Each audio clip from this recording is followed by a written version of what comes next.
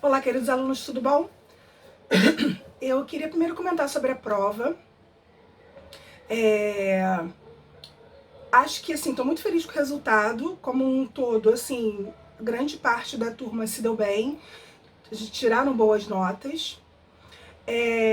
Mas uma pergunta me chamou a atenção, porque muita gente não conseguiu produzi-la da forma correta. Talvez não tenha entendido muito bem a contribuição de melhoria.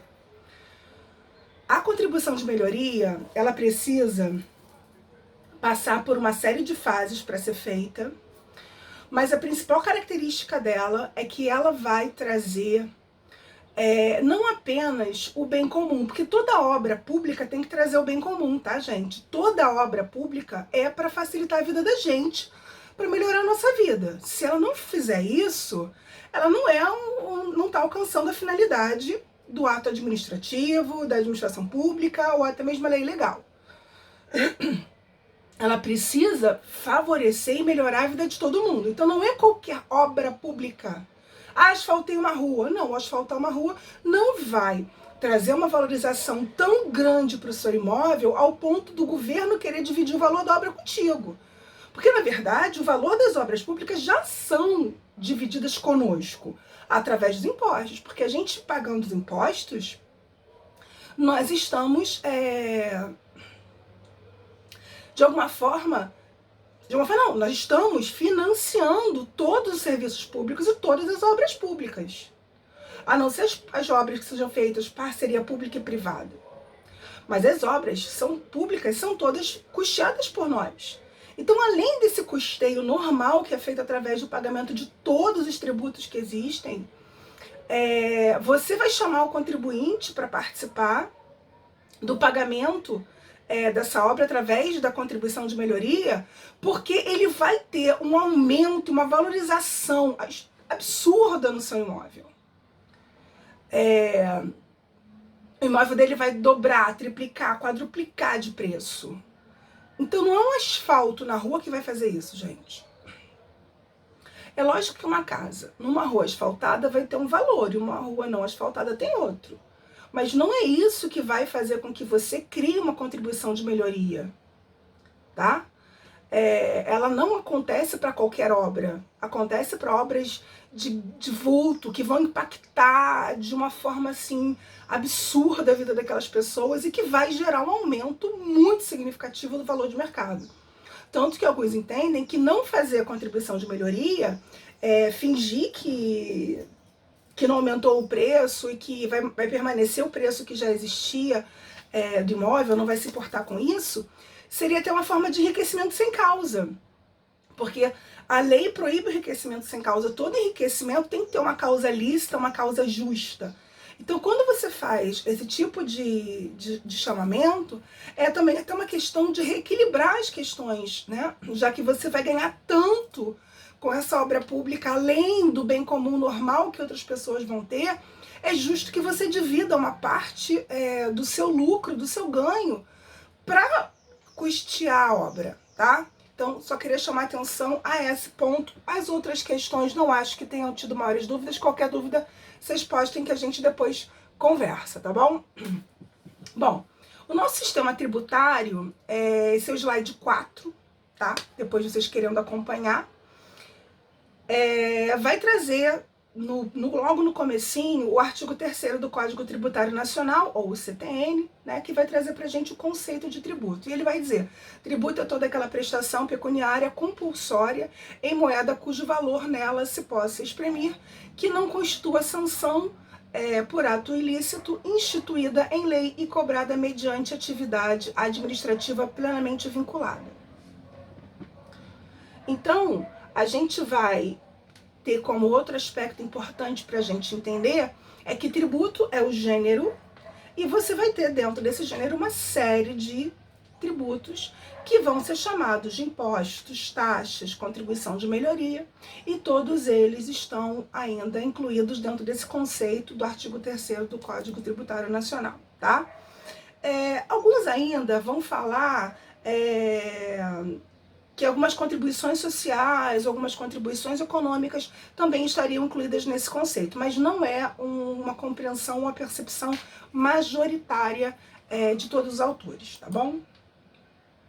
Bom, o tributo, primeiro, ele é sempre uma prestação pecuniária, ou seja, uma prestação em dinheiro.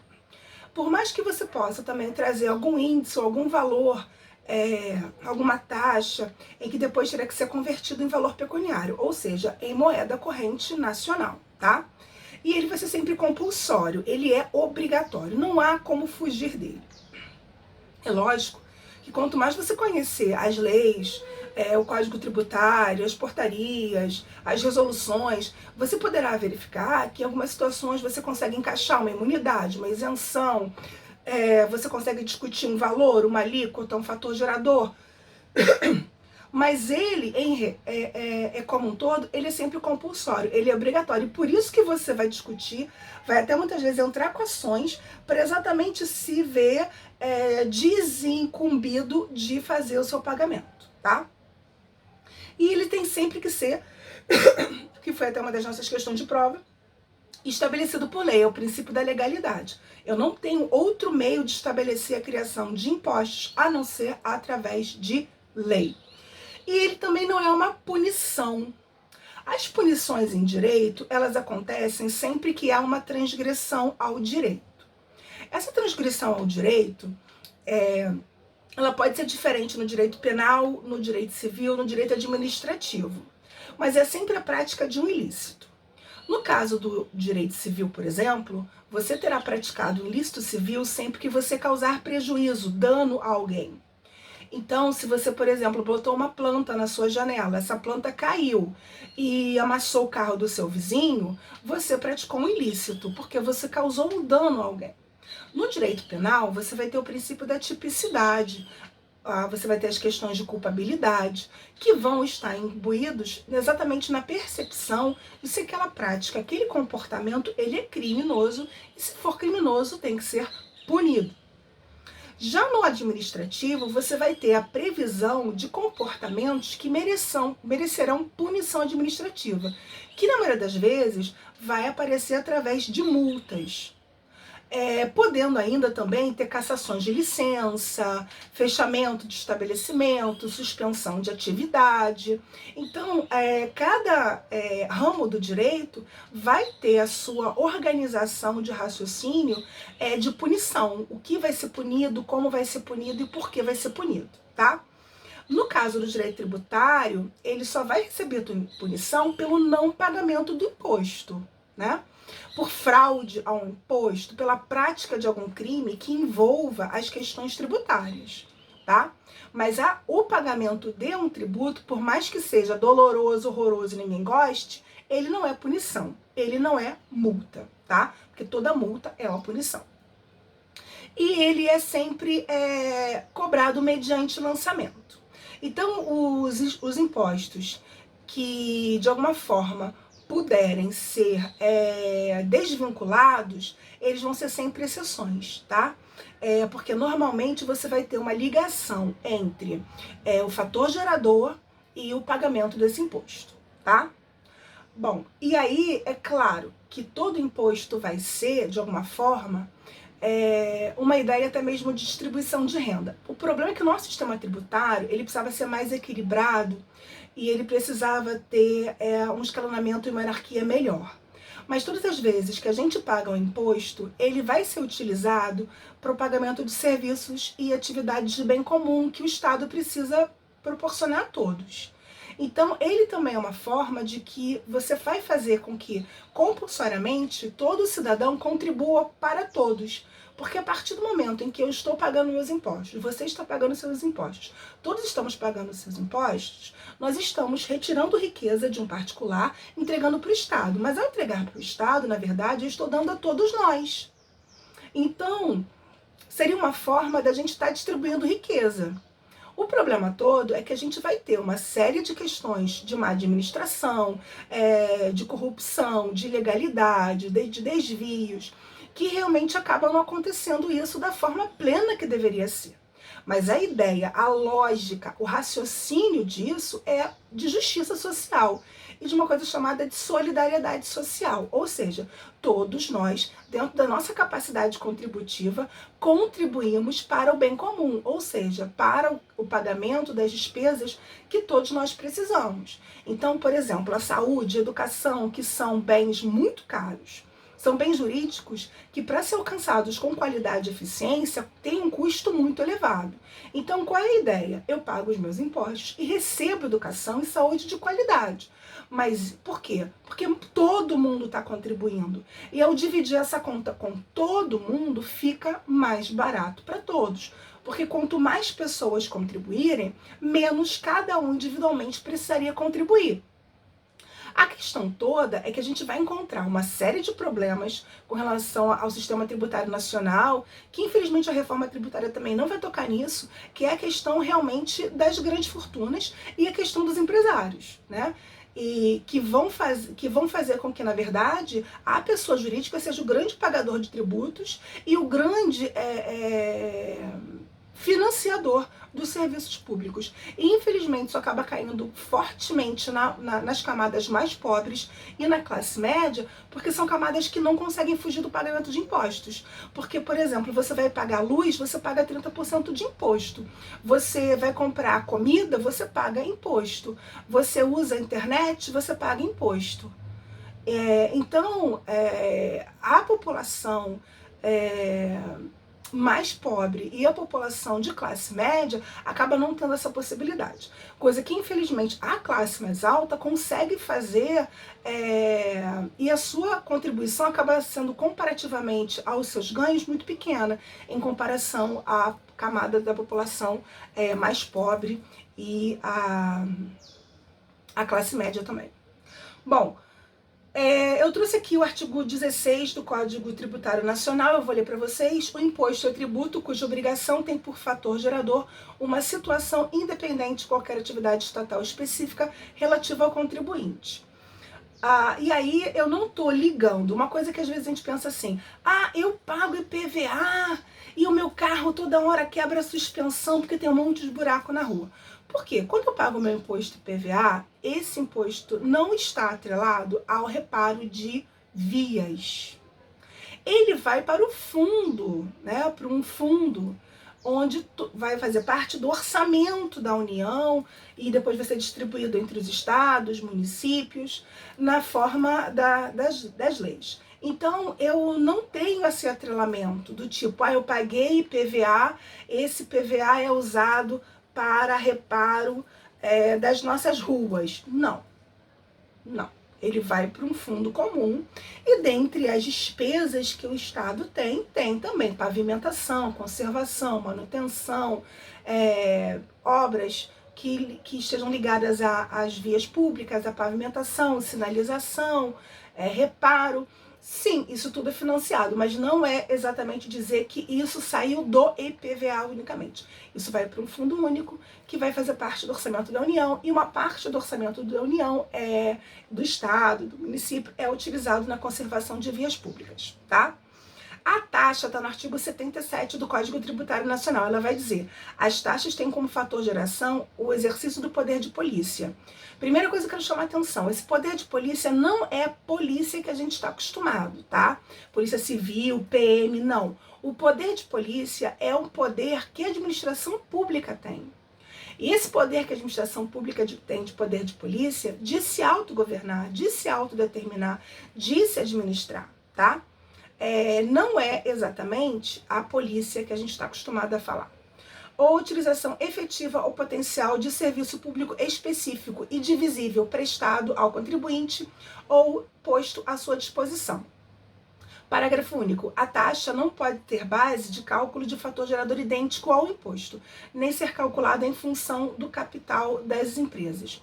Então você vai, por exemplo, taxa para fazer segunda via de carteira de identidade. Essa taxa é para custeio disso, para as despesas do sistema de identificação. Então, a taxa ela está atrelada a um serviço específico. Então, toda a renda que vem através do pagamento de taxas, ele vai ser destinado exclusivamente para aquela finalidade X que veio do pagamento. Então, se é uma taxa para habilitação, retirada de carnê, de PVA, taxa, todas essas taxas são pagamentos que ficam atrelados a uma atividade específica, tá? A contribuição de melhoria já é diferente. Ela vai ser instituída com base no valor da obra e porque houve uma valorização exponencial, uma valorização volumosa do imóvel daquelas pessoas. E outra coisa, quem vai fazer o pagamento é o proprietário do imóvel, tá? Bom, a gente vai ter uma classificação dos tributos conforme a sua incidência, ou seja, aonde eles vão incidir. Nós temos os impostos sobre a renda, que aí o mais famoso que a gente tem é exatamente o imposto de renda, e exatamente vai cair em cima daquilo que você ganha. Na verdade, o imposto de renda, ele até deveria ter um outro nome, porque renda é aquilo que você recebe como fruto da sua riqueza, como juros. Renda não é exatamente salário, mas acabou se acostumando, se adaptando e se usando essa expressão, mas imposto de renda, ele é sobre todos os ganhos do cidadão, tá?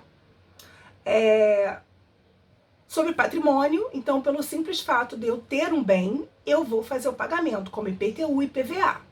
Então, enquanto eu possuir aquele bem, enquanto eu for proprietário, melhor dizendo, enquanto eu for proprietária deste bem, eu tenho que fazer o pagamento deste imposto. E sobre consumo, é exatamente tudo aquilo que eu compro. Esse, inclusive, é o imposto os impostos mais democráticos de todos, porque todo mundo consome, seja rico, seja pobre, até o mendigo consome, porque ele vai na rua, ele pega de dinheiro e ele vai lá e compra uma comida, paga o imposto. Então, todos, de forma democrática, acabam fazendo o seu pagamento. E ele está atrelado ao valor do produto, ao valor daquilo que você está consumindo. E aí você vai ter uma série de taxas, uma série de percentuais diferentes sobre o consumo, que vai ter uma variedade muito grande, desde a isenção de cobrança de impostos, até mesmo 80% do valor do produto que está sendo consumido ser do seu valor vir como imposto. Tá? Porque uma característica também interessante... Desculpa, gente, meu mouse voou. Uma outra característica interessante que é diferente do Brasil em relação aos países é que os preços dos nossos produtos já vem embutido o tributo. E muitas pessoas, às vezes, não têm essa percepção. A nossa nota fiscal não vem discriminado quanto eu estou pagando pelo produto e quanto eu estou pagando pelo imposto. Em outros países, como os Estados Unidos, você vê o preço do produto. E você, vivendo naquele lugar, sabe qual é o valor da taxa. Então você calcula mentalmente, não tem lugar nenhum.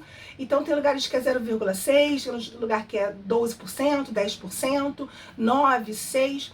Depende do estado. Tem os estados que não tem nem imposto sobre consumo. Então vai depender de estado para estado. E aí você vai fazer um cálculo. Então se uma coisa...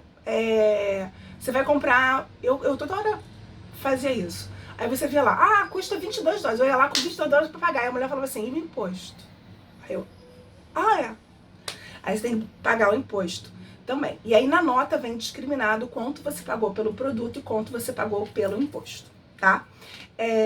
Mas isso é uma coisa que a gente não tem no nosso sistema, muitos até criticam isso, e seria até justo e interessante que nós tivéssemos acesso, né, de uma forma mais fácil. Não é que você não consiga encontrar informação, você encontra informação, mas ela poderia ser mais acessível, mais fácil, mais simples para o cidadão ter acesso a essas informações sobre quanto que ele paga de imposto. Inclusive, algumas empresas e algumas associações fazem até o impostômetro. São Paulo, ele normalmente tem isso na Avenida Paulista, em que está escrito ali quanto São Paulo já pagou em imposto através do consumo de serviços, de uma série de atividades quanto a população já pagou de imposto daquele ano, tá? Isso você também pode ter acesso em portais como Transparência Nacional e você consegue verificar se você tiver interesse ou alguma dúvida sobre valores e quanto a gente está pagando, tá? Bom, eu fiz uma tabela aqui entre as espécies tributárias, né, por categoria econômica e a competência tributária dos entes federativos. Então, nós temos aqui imposto de renda, contribuição previdenciária, a contribuição de seguridade de trabalho, contribuição de salário e educação e contribuição do Sistema S, são todos eles impostos da União. Imposto de propriedade territorial rural, grandes fortunas e contribuição de melhoria, todos União. Impostos de produtos industrializados e operação financeira, exportação e importação, social de seguridade social, programa de integração social, controle social sobre lucro líquido e controle de intervenção no domínio econômico. Todos eles são impostos da União.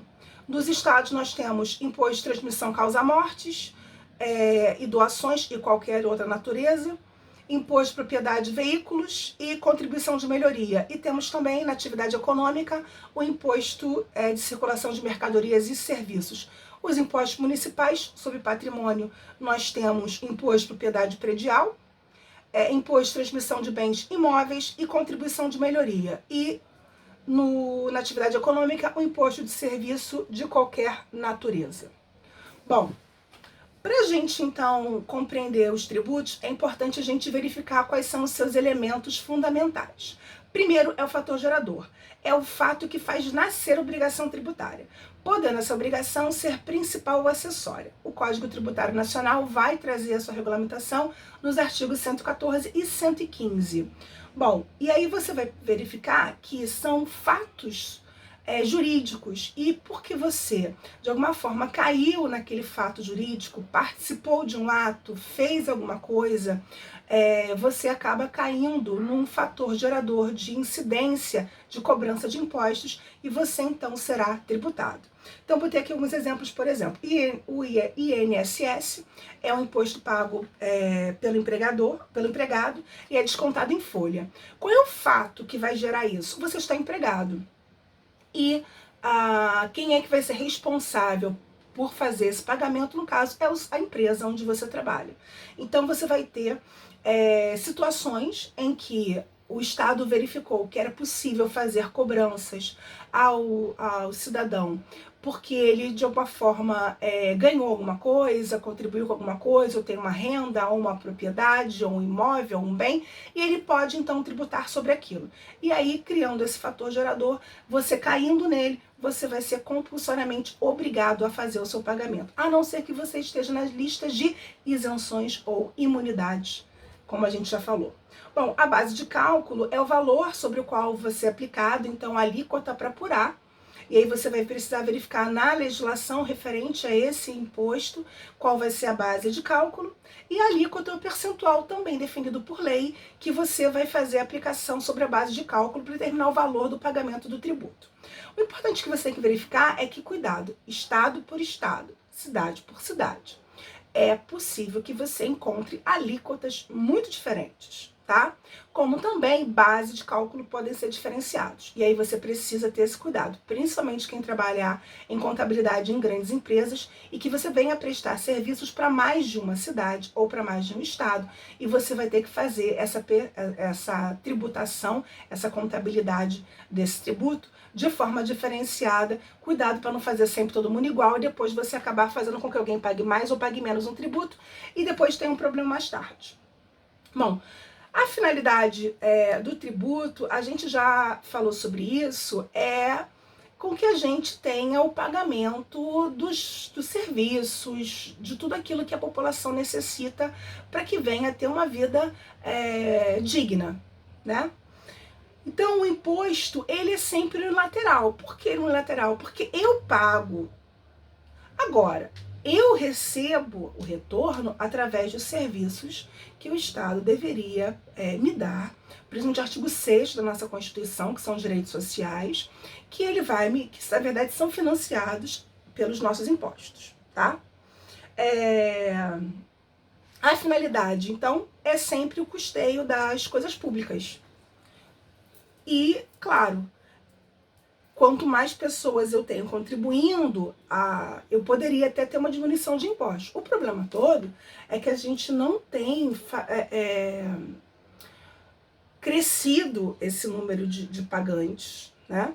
A gente tem tido um problema que, na verdade, as contas e as despesas só aumentam e a capacidade de pagamento cada vez diminui e os impostos não estão sendo suficientes para esse pagamento das nossas despesas públicas. Mas muito mais por uma falta de má administração do que exatamente por falta de recursos. Você vê, por exemplo, até o caso da pandemia agora. O Brasil vai quebrar, vai quebrar. Estão mais de 2 meses e o Brasil ainda não quebrou. O Brasil ainda não... Podem ter várias lojas já terem quebrado, isso é verdade. Mas quebraram porque o Estado não cumpriu o seu papel. Porque o papel do Estado teria que ter sido para evitar que pequenas e médias empresas quebrassem. E a gente vê a preocupação muito grande do nosso governo de se preocupar com grandes empresas. Porém, as grandes empresas, elas não são os maiores empregadores do Brasil. As grandes empresas, elas só empregam 38% da população, porque 62% da população é empregada por pequenas e médias empresas. Então, o emprego do brasileiro só seria garantido se fosse mantido e preservado as pequenas e médias empresas, que infelizmente é que estão contando maior dificuldade para ter acesso às ajudas governamentais. Agora, as grandes empresas, muitas delas são ricas e são o quê? A maioria delas já são todas automatizadas, que empregam pequena mão de obra, pouca mão de obra, em comparação ao pequeno e médio empresário. Mas, quem é que explica isso pra gente, né? Poucas pessoas. Aí a gente fica achando, enfim, deixa pra lá. Taxa. Taxa é o tributo relacionado à prestação de algum serviço específico que você vai receber e tá identificado desde o início, né? Do que eu estou pagando, para o que eu estou pagando, e eu vou encontrar no artigo 77, artigo 78 do Código Tributário Nacional, a regulamentação e as definições que envolvem a taxa. Então, qualquer taxa de emissão de documento, emissão de carteira de identidade, emissão de carteira de habilitação, CPF, título de eleitor, qualquer taxa que possa existir nesse sentido, ela é para pagamento para custeio daquilo ali. Comprar folha, tinta, o papel especial para fazer aquilo ali, computador, as máquinas, ou seja, o custo, qual é o custo para manter aquele serviço, o servidor, tudo. E eu vou fazer um valor e vou determinar o valor da taxa, e esse valor da taxa sendo pago por todas as pessoas que usam o serviço, eles vão no final fazer o pagamento e manter esse serviço funcionando, tá? Outra coisa importante é a gente diferenciar taxa de tarifa. A taxa, ela é sempre compulsória. Se eu quero aquele serviço, eu tenho que fazer o pagamento da taxa. Não posso me imiscuir ou não, eu tenho escolha de não fazer o pagamento, tá? Eu sempre vou ser obrigada a pagar. E no caso da tarifa, não, ela é voluntária. E como ela é voluntária, você vai pagar se você for utilizar aquele determinado serviço, como por exemplo pedágio. O pedágio, inclusive existe uma série de regras que estabelecem isso, que se você não tiver outro acesso, outra forma de chegar, ou for morador, você tem que ser isento da taxa. Mas há de haver outras vias, talvez maiores, mais longas, em pior estado, mas existe outro acesso. Então eu posso ir pagando a tarifa, o que é o pedágio, ou não pagando a tarifa, tá? Agora, não sou obrigada. Agora, entrei na via, tem que pagar. Também, tá? Não é... E aí é como se ele tivesse num contrato. Ele pegou o serviço, tá participando daquilo, tem que fazer o pagamento da tarifa.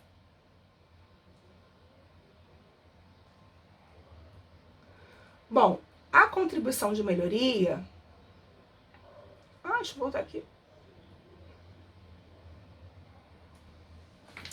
Ela é um imposto concorrente. Por quê? Ele pode ser utilizado pela União, pelo Estado e município. E na contribuição de melhoria, ela pode estar ligada a financiamento de obras em saúde, em educação, em segurança pública, em lazer, em locomoção, melhoria de acesso, direito social, mas ele vai precisar, como principal característica, a devolução desse valor através do enriquecimento do seu imóvel, tá? Bom, as contribuições sociais, elas estão ligadas muito ao artigo 6º da Constituição. O artigo 6º da Constituição vai dizer que é direito de todo cidadão a ter direito à saúde, educação, moradia, previdência, trabalho, lazer, cultura. Esses direitos sociais, eles precisam ser financiados, né? A princípio, esses direitos sociais são financiados por todo o sistema tributário. Mas você ainda pode estar criando outras contribuições sociais, gerais ou alguma específica para fazer o custeio de algum desses direitos sociais em específico, ou ainda aumentar ou melhorar a forma de custeio, de orçamento desse tributo, tá? Eu trouxe aqui a contribuição social geral, da intervenção domínio econômico, das categorias profissionais e o de custeio de iluminação pública. O que a gente mais conhece é exatamente a taxa que vem cobrada dentro da nossa conta de luz, que é a taxa de iluminação pública, tá? Que ela é muito conhecida e muitas pessoas acabam discutindo. Tem várias ações sobre ela, algumas já ganharam, outras já perderam, tem estados que você paga, outros que você não paga, como também a questão da taxa de incêndio, que você faz um pagamento também anual, para que você possa auxiliar o corpo de bombeiros no equipamento, na manutenção, no treinamento, na melhoria das condições de trabalho do corpo de bombeiro. Então, porque só o orçamento que a União manda para eles, que o Estado recebe, que vai fazer o custeio do corpo de bombeiro, não é suficiente para o equipamento. Acabou-se criando a taxa de incêndio, e aí você atrela a taxa ao uso junto à função do corpo de bombeiro, tá?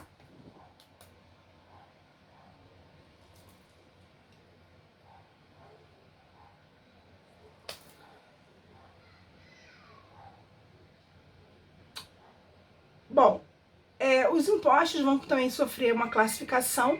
Eu coloquei aqui os impostos diretos, indiretos, reais e pessoais. Os impostos diretos são aqueles que só uma única pessoa vai ser cobrada dele e de forma individual, como, em via de regra, o imposto de renda.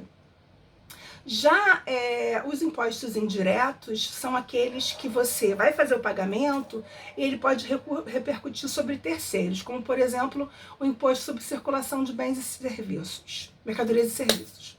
E os impostos reais, que vão recair sobre bens imóveis ou móveis, como IPTU, IPVA, ITBI, IOF, e os impostos pessoais, que estão ligados ao indivíduo, à pessoa, como o próprio imposto de renda.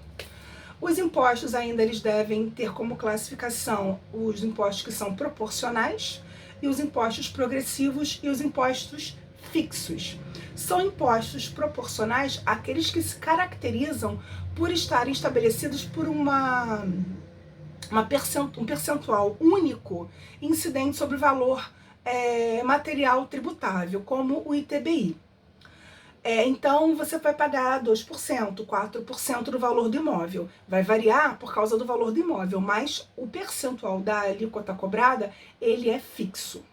Já os impostos progressivos, como, por exemplo, imposto de renda, imposto de renda de pessoa física, pessoa jurídica, ele pode receber uma progressão. Então, ganhando até X, o imposto é Y. Ganhando até W, o imposto é J. Você vai ter uma progressão. Para quê? Para que você possa permitir uma maior justiça no pagamento de impostos, para que quem ganhe mais, quem ganhe menos pague menos. Infelizmente, isso é mais na teoria do que na prática, mas essa que é a ideia, tá? E o fixo, que é aquele valor fixo que você vai fazer o pagamento e não vai variar nem de pessoa para pessoa, nem no valor do imóvel, como por exemplo o ISS em São Paulo. Bom, a gente vai parar por aqui para o vídeo não ficar muito longo, muito grande, tá? Qualquer dúvida que vocês tiverem, vocês, por favor, anotem aqui no nosso canal, tá bom? E ou aqui no YouTube ou lá no Google Sala de Aula, escrevam as dúvidas de vocês, que na próxima aula a gente tira. Não deixem de ler os livros, não deixem de ver os slides. Os slides têm ali os tópicos das aulas, os temas que nós estudamos. Esses temas se encontram nos livros que estão lá no Google Sala de Aula para vocês. E é importante que vocês entendam que direito passa por leitura. E por mais que a gente não tenha uma apostila, a gente tem os livros. Tem vários livros lá para vocês. E aí você escolhe um, não precisa ler todos. Basta escolher um livro e aquele livro que você acha que explica melhor o assunto para você, tá bom? Um grande beijo para todo mundo. Fiquem bem, fiquem em casa e a gente se vê em breve. Tchau, tchau.